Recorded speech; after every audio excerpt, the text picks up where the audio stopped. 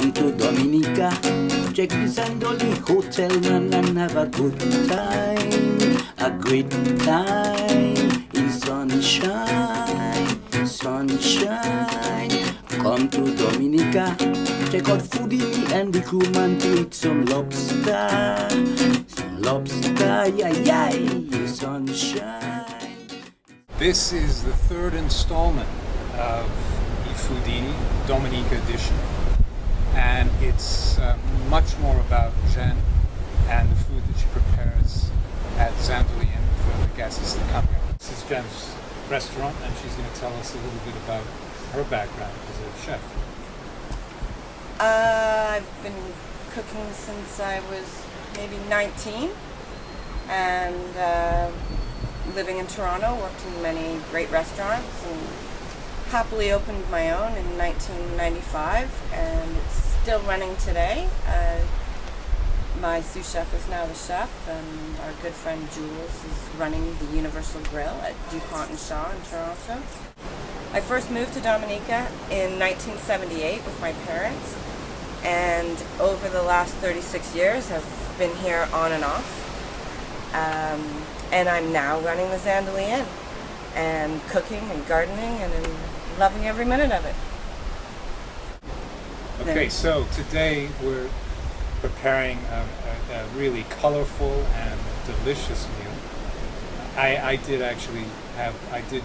prepare a dish as well for this, but you'll see it shortly. And we've invited Jenn's son and stepdaughter, and they're the ones that are gonna be our guests for today's meal.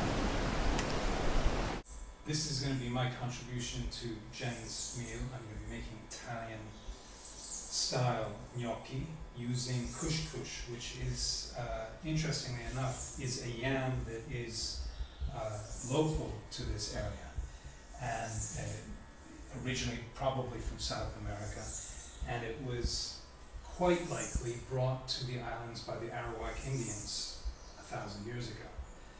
And most other yams come from East Asia or Africa, so it's nice that we can use this yam. Now what I've done is that I've steamed them, and then I'm going to strip off the very thin skin, and that's quite laborious, but what it does is that we end up with a beautiful purple yam, white on the inside but purple on the outside, so that the dumplings hopefully will have a lovely light lavender color to them.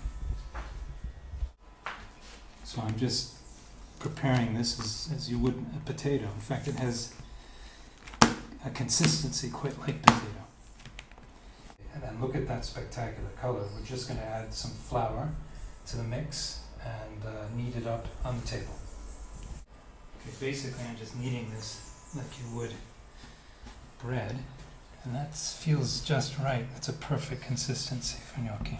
It's a beautiful color. Yeah. So I'm rolling this out best to about a centimeter thickness, but it's a little dry, so I'm making them a bit thicker. Basically cutting off a centimeter like that, and then as you can see I just grab it. Put a good amount of flour on the fork, roll it up a bit in a ball, and then press it into a form like that. This purple is outrageous. These are going to be spectacular.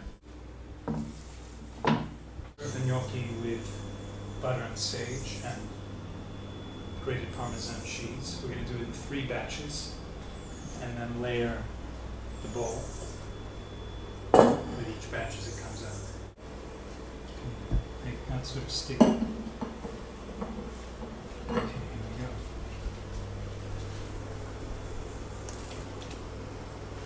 It will rise up in a little bit. You just turn it off.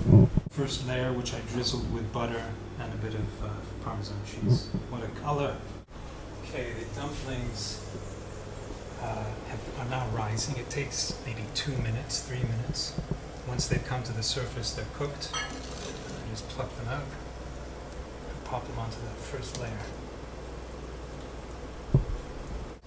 drizzle some of that lovely butter and sage at the top. Oh, incredible. Sprinkle some of that Parmesan on there, and we're good to go. Sydney thinks they sure look good, but she's going to have to wait until the main meal.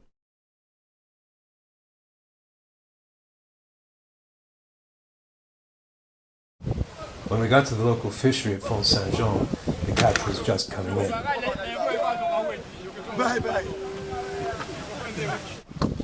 We got 2 nice-sized Dorado.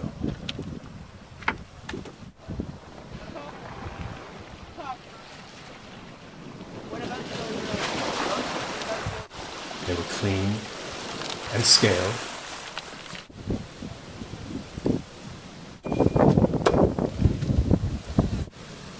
Then they were filleted. And Jenn cut up the individual portions for our meal that evening. We are preparing a prosciutto wrapped Dorado fillet, mahi-mahi, El Dorado, dolphin fish, whatever you prefer to call it, it's all the same fish. As my son would say, what is better than bacon with anything? So a nice little crisp outside crust to your fish. Now we're going to wrap the mahi-mahi in the prosciutto. Put a little bit of green seasoning. Green seasoning is parsley, chive, celery, seasoning peppers, garlic and onion. A little sprinkle of salt. I roll the fish first because I like the prosciutto to stay on the outside.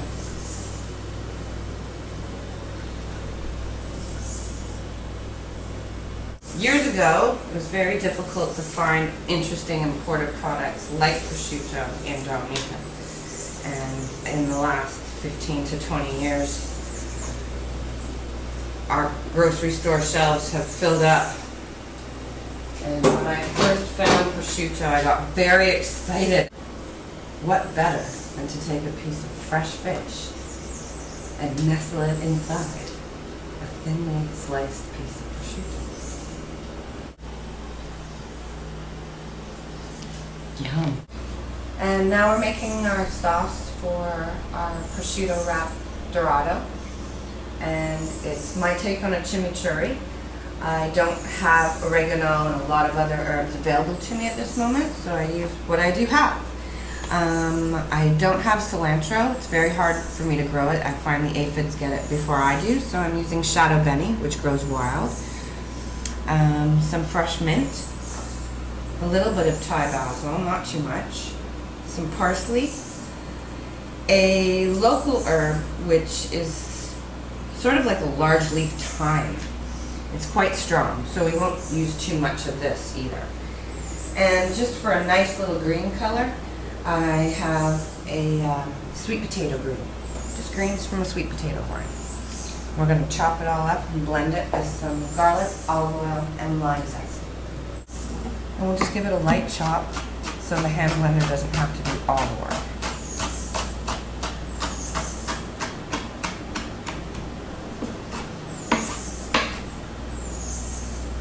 So I'll take a little bit of lime zest.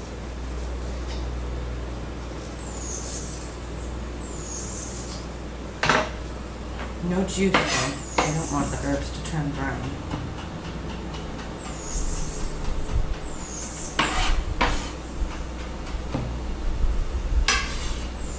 I'm sure 1 clove of garlic is enough, and you can put more or less depending on how you like it.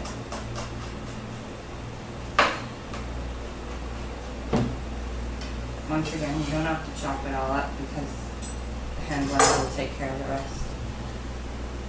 Sprinkle of salt.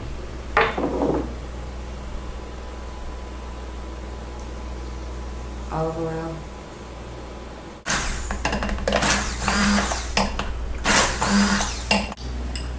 And there we go. Beautiful, fresh chimichurri.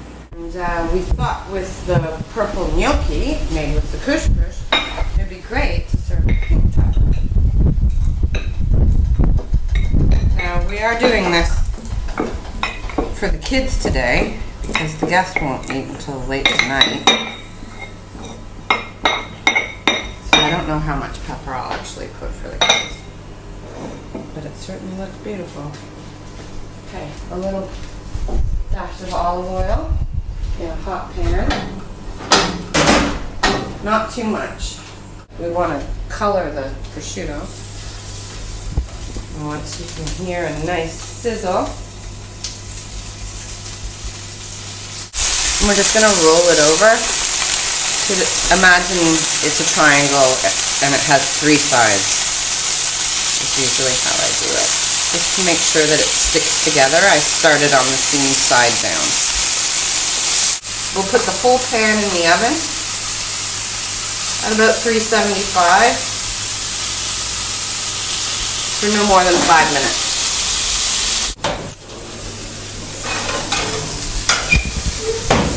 Oh, it smells so good. Now we're going to set up our plates really quickly. A little chimichurri sauce. We made the gnocchi. We made it with sage and Parmesan, and this time it's just plain and with butter because the chimichurri has enough flavor of its own.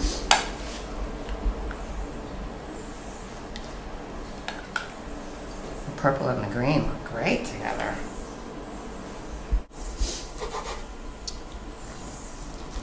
And here we are with gorgeous fish wrapped in prosciutto.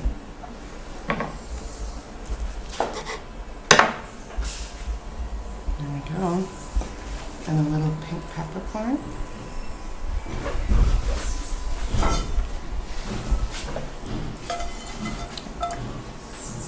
And a little roasted carrots, just to make the color perfect. And our guests today are Winton and Sydney Gabrielle. Ladies and gentlemen, here is your cush-cush gnocchi, your prosciutto wrapped fish with chimichurri and roasted carrots. Bon appetit. Thank you. How's that? Good? It's delicious. So great.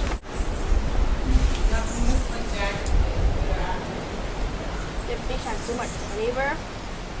So good. You like those gnocchi? They're great. It's bursting with flavor. Busting with flavor, that's what we like to hear. I love the color.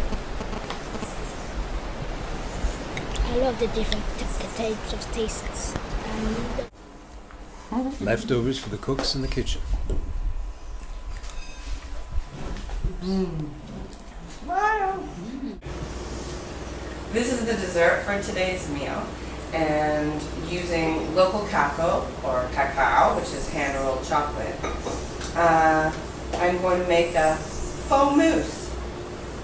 So we're going to take the chocolate and put it into a double boiler. I like to use a bowl because the whisk fits in splendidly. And just to start, I'm going to put a little less than 2 tablespoons of butter. And I've just warmed up some sweetened condensed milk here. And I'm just going to put in 1, 2,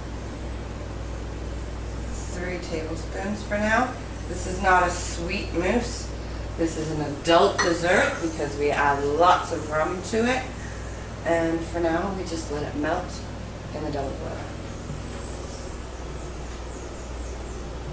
Adding a pinch of salt because, as we all know, it brings the sugar flavor up beautifully. I'm going to add in a little bit more butter. I'm going to add some local rum, probably about 1 ounce to start.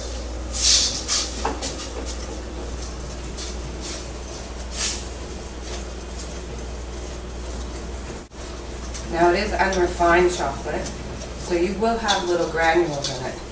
But I find nobody really minds because I think they're all so pleased that it's unrefined. to add an ounce of triple sec. It gives it a little bit of sweetness. And a lovely slight orange flavor, which marries very well with all the spices that are rolled into the chocolate. Yeah, that's looking like it should.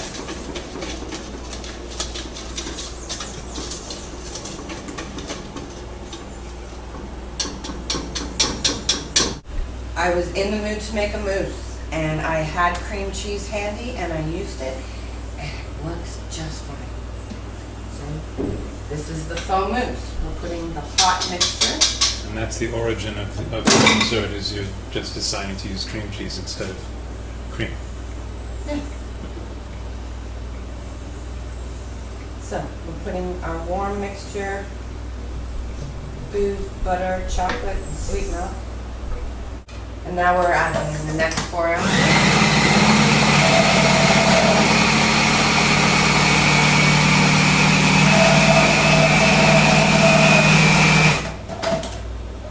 And now we have a creamy, dreamy, boozy chocolate dessert.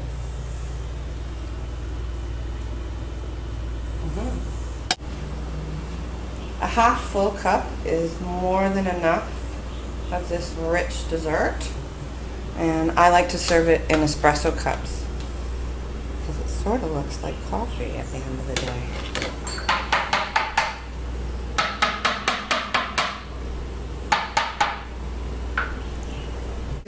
Our cacao cup dessert is not appropriate for children because it has lots of rum in it. So we've offered Curly a taste of our cacao mousse.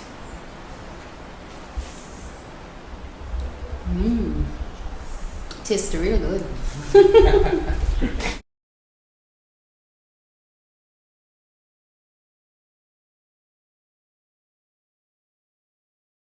I went with Scotty to a local abandoned plantation to see an old cacao tree.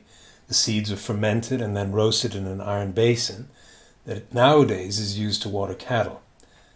Scotty thought it was a good time to give Whitey and Blackjaw a bath.